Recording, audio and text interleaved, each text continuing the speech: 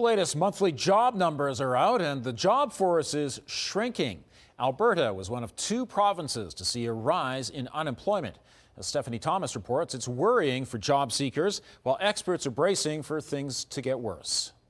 This recent university graduate is nervous about the uncertainty in Alberta's labor market.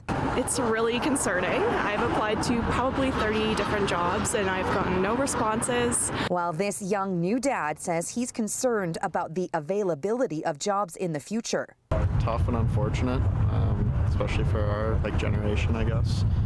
We're young and we're trying to better ourselves. Unemployment across Canada and in Alberta is on the rise. Nationally, about 33,000 jobs were lost, while Alberta dropped about 15,000 positions. Alberta's unemployment rate at 7.1 is now above the national rate at 6.7%. It's almost certain to get worse before it gets better. Manufacturing is one of the hardest hit industries.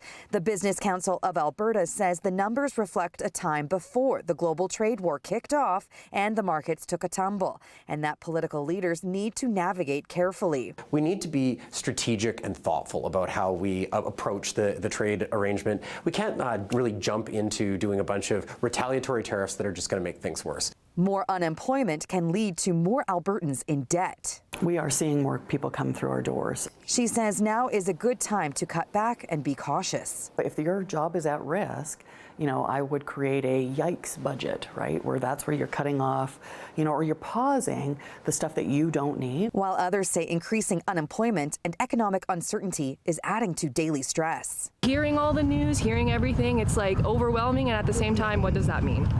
What does that mean for us? And Stephanie joins us from outside the Harry Hayes building downtown. So what is the picture for our city specifically?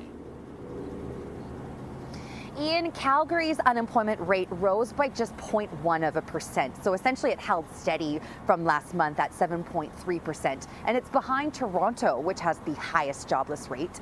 But the Calgary Economic Development says that it's a good thing that there's a large portion of Calgary's population working, and says that it's a good sign that there's a 71.2% labor participation rate. Ian. Stephanie, thanks very much.